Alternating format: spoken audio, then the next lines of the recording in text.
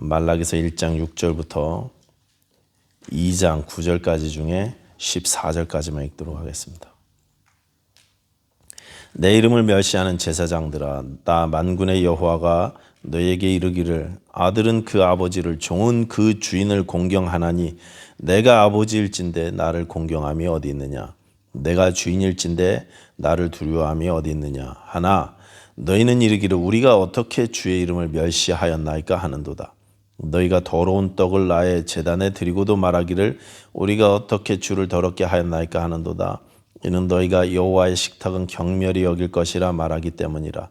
만군의 여호와가 이르노라. 너희가 눈먼 희생 제물을 바치는 것이 어찌 악하지 아니하며 저는 것 병든 것을 드리는 것이 어찌 악하지 아니하냐. 이제 그것을 너희 총독에게 드려보라. 그가 너를 기뻐하겠으며 너를 받아주겠느냐.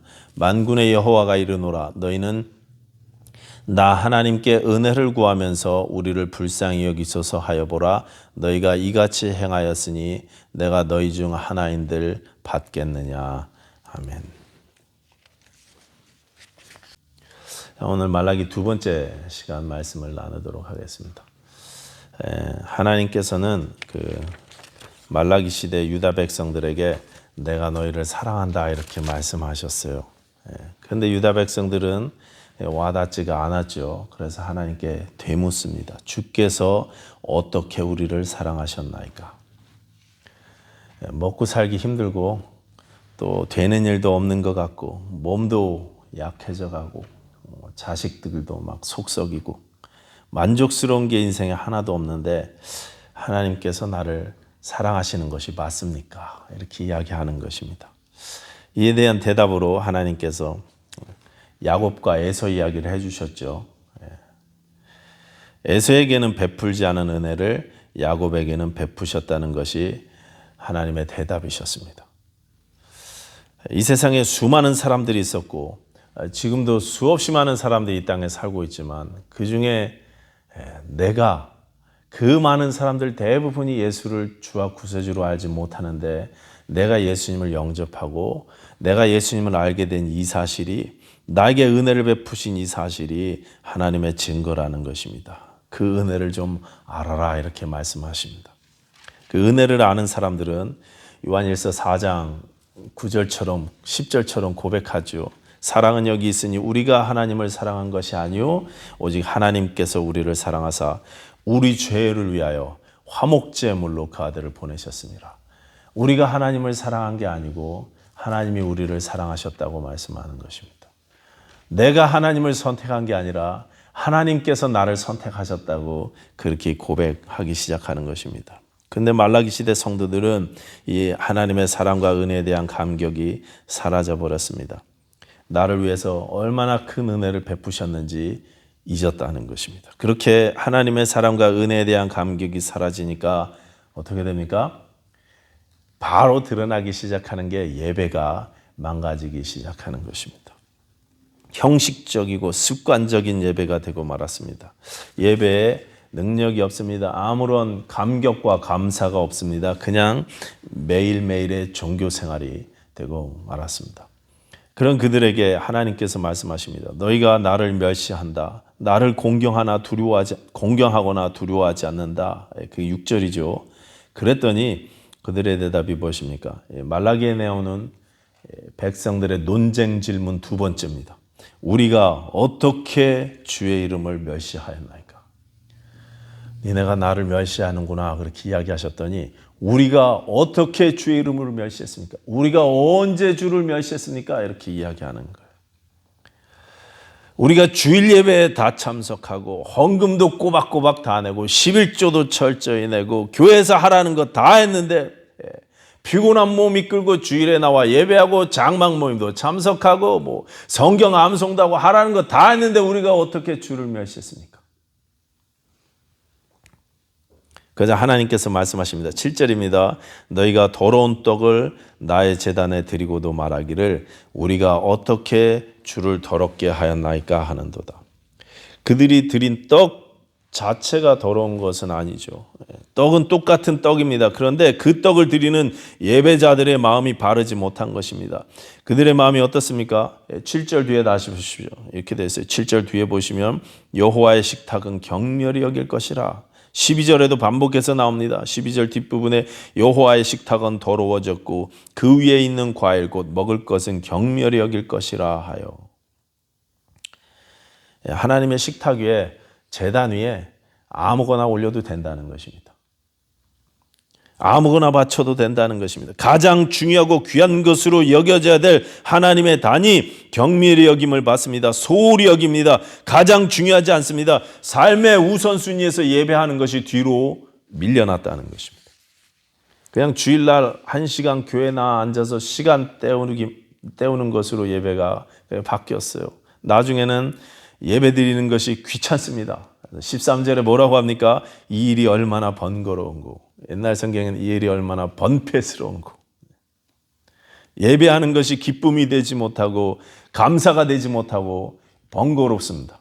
귀찮습니다. 안 나오면 뭐라고 할 것 같으니까 그냥 와서 도장 찍고 있어요. 그러다 보니까 어떻게 됩니까? 8절이죠. 8절 한번 다 같이 읽어보겠습니다. 8절 말씀. 시작. 만군의 여호와가 이르노라 너희가 눈먼 희생 제물을 바치는 것이 어찌 악하지 아니하며 저는 것 병든 것을 드리는 것이 어찌 악하지 아니하냐. 이제 그것을 너희 총독에게 드려보라. 그가 너를 기뻐하겠으며 너를 받아주겠느냐. 13절도 한번 읽어보십시다. 13절 시작. 만군의 여호와가 이르노라 너희가 또 말하기를 이 일이 얼마나 번거스러운고 하며 코웃음 치고 훔친 물건과 저는 것 병든 것을 가져왔느니라. 흠없고 티 없는 것으로 드려져야 될 예배에 눈먼 희생을 바칩니다.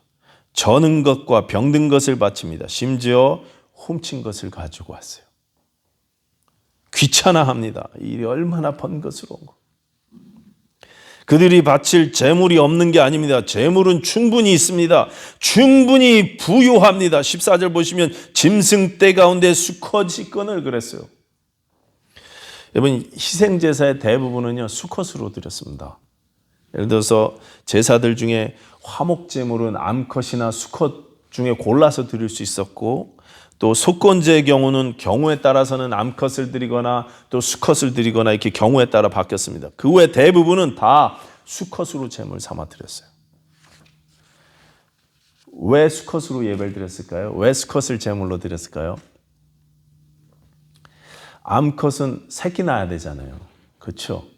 순놈은요 그냥 건강한 거 한 마리만 있으면 됩니다. 암컷은 새끼 낳아야 되니까 암컷을 아끼고 수컷을 드릴 수 있도록 하나님이 배려해 주신 거예요. 재산 망가질까 봐 배려해 주신 거예요, 하나님께서. 그런데 유다 백성들이 뭐랍니까? 없다는 거예요. 수컷도 없다는 거예요. 드릴 게 없다는 것입니다. 그래서 14절에 뭐라고 말씀하시냐? 짐승 떼 가운데 수컷이 있거늘 충분히 있음에도 불구하고 하나님을 위해서는 쓸 수 없다는 거예요. 다른 것 막 안 아낍니다. 우리가 막 즐기고 삶을 화려하게 살고 막 멋지게 살고 이런 데는 안 아껴요. 근데 주를 위해서는 내게 바치는 게 아깝습니다. 근데 시간이 막 아까워요. 흠 있는 것으로 그래서 속여서 바칩니다. 여러분 하나님이 귀한 분이면 어떻게 속여서 바칠 수 있겠습니까? 하나님이 귀하신 분이면 어떻게 훔친 걸 갖고 와서 바칠 수 있겠습니까? 하나님은 당신 스스로를 이 페르시아 제국의 총독과 비교하면서 8절에 한번 총독에게 드려보라 그러셨어요. 총독에게. 하나님을 총독만큼도 중요하게 여기지 않는다는 것입니다. 그러니 총독한테도 바치지 않는 것을 하나님께 가져온다는 것입니다. 하나님을 귀한 분으로 여기지 못하는 것입니다. 제 할머니하고 할아버지는 시골에서 작은 교회를 섬기셨습니다. 지금은 거기가 큰 타운이 되었지만 저 어릴 때는요 그곳이 산골짜기였습니다. 제 할아버지는 그곳에 이제 안수 집사님이셨는데 교회에서 뭐 하셨냐면 새벽기도 종 치셨어요. 옛날에는 초종 또 재종 있었어요. 4시 반이면 동네 앞에서 막 줄 땡겨서 종 치시고 5시 가면 이제 예배 시작한다고 한 번 더 칩니다. 4시 반엔 빨리 일어나라고 치고 5시에는 예배 시간 됐다고 치고 그 일을 돌아가실 때까지 아니 그 교회 떠나실 때까지 한 번도 안 빼고 하셨어요. 제 할머니는 그 교회 주일학교 선생님들을 대접하는 일들을 주로 하셨습니다. 시골이다 보니까 젊은 분들이 그때도 벌써 이제 도시로 떠나기 시작하셔서 선생님들이 없었어요. 근데 평택 읍내에서 주말만 되면은 오시는 선생님들이 있었습니다. 주일학교 꼬마들 가르쳐 주기 위해서. 근데 그분들이 잘 데가 없고 먹을 데가 없잖아요. 그래서 잘 때는 저희 할머니 댁 사랑방에서 주무시고 선생님들이 방 2개가 있으니까 2쪽에 나눠서 선생님들이 남자 선생님들이 이쪽, 여자 선생님들이 이쪽에 주무시고 그 식사를 저희 할머니가 정성껏 준비해서 대접했는데 종종 그분들이 드실 수 있도록 간식도 많이 준비했습니다. 예를 들어서 막 엿도 고고 뻥튀기도 튀겨갖고 막 이렇게 버무려서 촥 이렇게 먹기 좋게 해놓으시고 선생님들 기다리시는 거예요. 교회를 사랑하는 마음으로 선생님들 대접하셨어요. 한번 제가 그 만들어 놓은 간식 중에 뻥튀기였던 것 같은데 따로 이렇게 장식해 놓은 걸 제가 다 집어 먹었거든요. 그랬더니 제 할머니가 막 화를 내시더라고요. 저한테 막 화를 내시면서 선생님 드리려고 만들어 놨는데 이 잡놈의 새끼가 다 먹었다고요. 저한테 화나시면 잡놈의 새끼라고 욕을 하셨어요. 제가 맨날 그래요. 제가 잡놈의 새끼면 할머니는 잡놈의 어머니시냐고 막. 예. 주일학교 선생님들이 귀하니까 멀리 시내에서 그렇게 예배 준비하시기 위해서 도와주기 위해서 이렇게 오시는 분들이 너무 귀하니까 가장 좋은 곳으로 대접하고 싶은 거예요. 여러분 하나님이 귀하면 하나님의 은혜가 정말 우리에게 귀하면 우리가 드리는 이 예배가 우리의 예배를 드리는 태도가 지금 이렇지는 않을 거라는 말씀입니다. 여러분의 예배 생활을 한번 점검해 보십시오. 여러분의 삶 가운데 여러분이 예배자로서의 삶을 한번 생각해 보시라는 말씀입니다. 정말 내가 하나님을 귀하게 여기고 있는가? 하나님의 은혜를 정말 내가 귀하게 찬미하고 있는가? 많이 달라지지 않겠습니까? 우리가 하나님을 귀하게 여기지 못하니까 베푸신 은혜에 대한 감격이 다 사라지게 되고 예배가 망가지는 것입니다. 예배가 망가지니 결과적으로 삶에 하나님과 동행하는 것도 중단돼 버렸습니다. 나를 지배하고 내 가정을 다스리는 것이 하나님의 말씀이어야 되는데 말씀으로 하나님과 동행해야 하는데 말씀과는 상관없는 삶을 살기 시작합니다. 나를 지배하는 것이 말씀이 아니라 자존심이고 세상의 가치관이고 내 쾌락이고 즐거움인 것입니다. 내 기분인 것입니다. 내 기분, 하나님도 내 기분을 맞춰주셔야 돼요. 찬양 가사처럼 주 말씀 향하여 달려가리라. 주 말씀 향하여 우리가 날마다 달려가야 되는데 대신 우리는요 다른 곳을 향해서 달려갑니다. 돈을 향해서 달려갑니다. 이익되는 곳에는 신앙이고 뭐가 없어요. 세상과 다른 게 없습니다. 신자가 불신자와 사는 모습이 똑같아요. 똑같아요. 교회 일요일 날 한번 나오는 것만 빼고 다 똑같아요. 2장 6절 보십시다. 2장 6절 보시면 그의 입에는 진리의 법이 있었고 그의 입술에는 불의함이 없었으며 그가 화평함과 정직함으로 나와 동행하며 많은 사람을 돌이켜 죄악에서 떠나게 하였느니라. 예전에 이랬었다는 거예요. 이래야 된다는 것입니다. 진리의 법, 진리의 말씀으로 하나님과 동행하는 삶을 살았더랬다는 것입니다. 마땅히 지금도 그래야 합니다. 그런데 지금 어떻습니까? 너희가 레위의 언약을 깨뜨렸느니라. 말씀으로 동행하지 않습니다. 삶이 말씀과는 상관없는 삶이 되고 말았습니다. 하나님이 소중하지 않으니까 하나님의 은혜가 그렇게 귀하게 여겨지지 않으니까 예배가 망가지고 말씀과 동행하는 삶도 중단된 것입니다. 말씀이 그렇게 귀하지가 않습니다.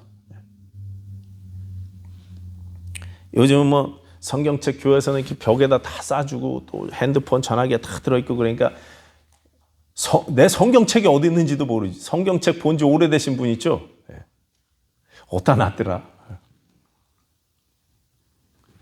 여러분 성경 말씀을 좀 귀하게 여기시기 바랍니다. 말씀을 가까이 하는 것이 주와 동행하는 삶입니다.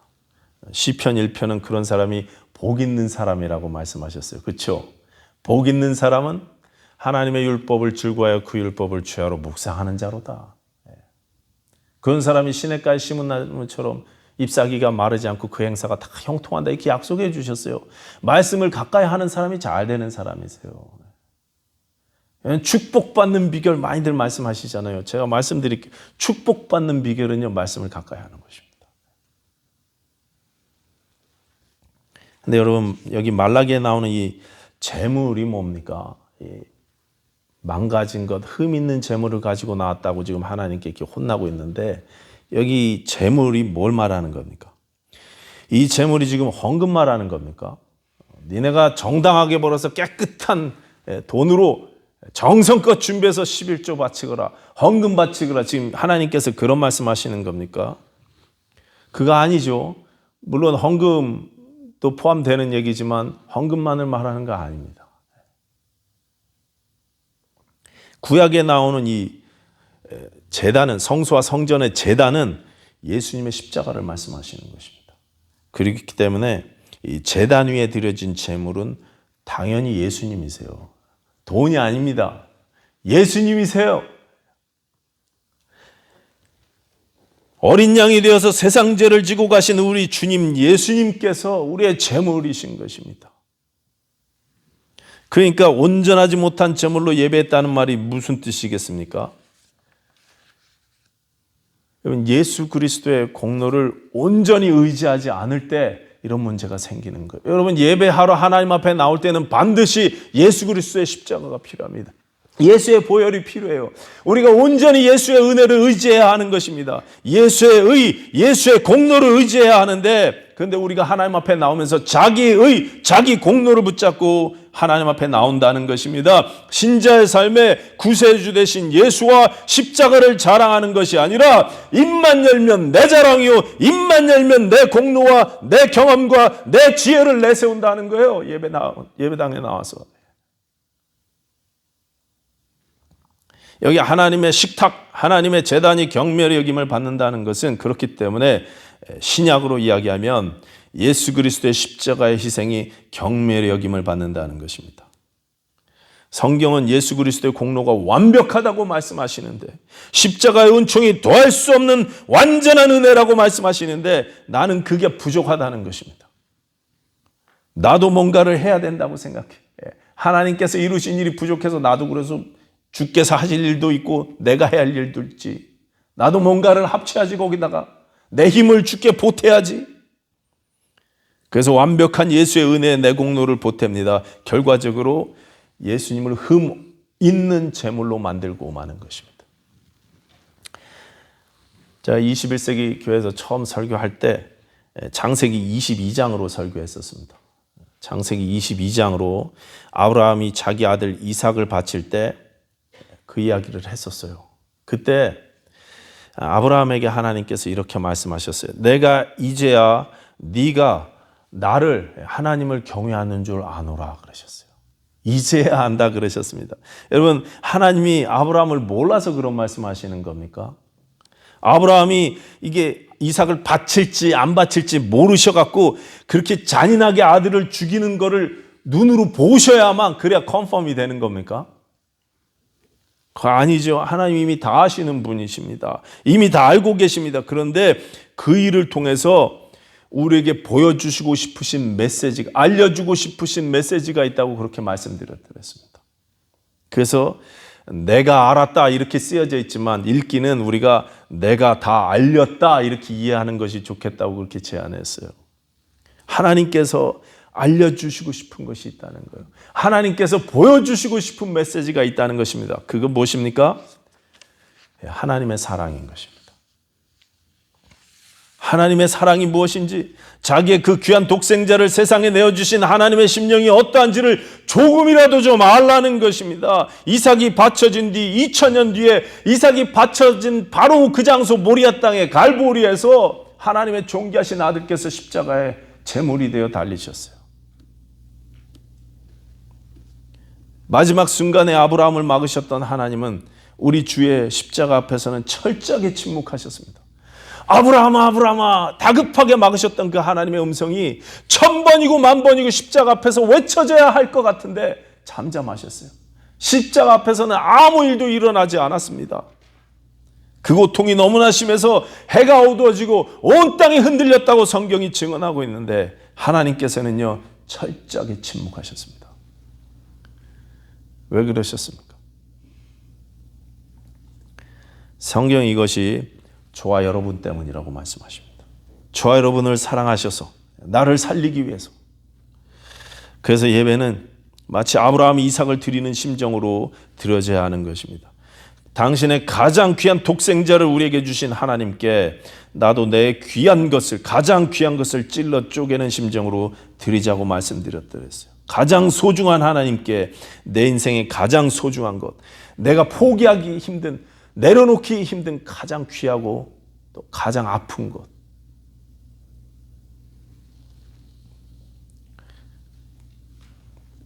그것을 내려놓고 주께 드리는 것입니다. 주께 맡기는 거예요. 이것이 예배인 것입니다.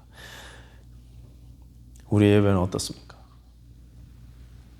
전에 소개했던 영화 모스트의 한 장면을 보여드리겠습니다. 모스트는 체코말로 다리라는 뜻이 브리지, 다리라는 뜻입니다. 보신 분도 있겠지만 여러분 다시 한번 보시기 바랍니다. 이 기차 안에 있는 사람들은요 저마다 사연이 다 있어요. 그렇죠? 사연이 다 있습니다. 어떤 사람은 사랑에 빠져 있고, 또 어떤 사람은 막 피곤하고, 어떤 사람은 막 친구들끼리 파티를 하고 있고, 인생이 막 재밌고, 슬프고, 힘들고. 주인공 여자는 삶을 끊으려고 했어요. 목숨을 끊으려고 했었습니다. 이런저런 많은 인생이 기차 안에 타고 있었습니다. 그런데 그들은 모두 다 그날 그 다리 위에서 어떤 희생이 있었는지 모르는 거예요. 빨간 불을 무시하고 폭주하던 기차를 살리기 위해서 어떤 희생이 치러졌는지 전혀 모르는 것입니다. 저 아빠가 왜 저렇게 슬피 울부짖는지 아는 사람이 아무도 없었습니다. 로마서 5장 8절은 이렇습니다. 우리가 아직 죄인 되었을 때 그리스도께서 우리를 위하여 죽으심으로 하나님께서 우리에게 대한 자기의 사랑을 확증하셨느니라. 우리가 아직 죄인 되었을 때 이런 일이 있었다고 합니다. 내가 죄로 죽었는지도 몰랐었을 때 일어난 일입니다. 나에게 구원이 필요하다는 사실 자체를 몰랐던 그때 이 모든 일을 주께서 이루셨다고 성경이 말씀하십니다. 여러분 하나님의 은혜는요 싸구려가 아닙니다. 그냥 매일 교회에서 은혜 하니까 그냥 값싼 은혜가 아니라는 것입니다. 하나님의 가장 존귀하신 분이 희생되었습니다. 값없이 주어졌다고 해서 결코 싸구려가 아닙니다. 값을 매길 수 없을 만큼 크기 때문에 값없이 주어지는 것입니다. 21세기 침례교회 여러분, 하나님의 은혜를 싼 은혜 취급하지 마시기 바랍니다. 성경은 이 은혜가 완벽하다고 말씀하십니다. 보탤 것 없는 완전한 은혜인 것입니다. 여러분 이 은혜에 감사하십시다. 이 은혜를 귀하게 여기시기 바랍니다. 여러분의 예배가 회복되고 또 말씀 생활이 회복되기를 부탁드리겠습니다.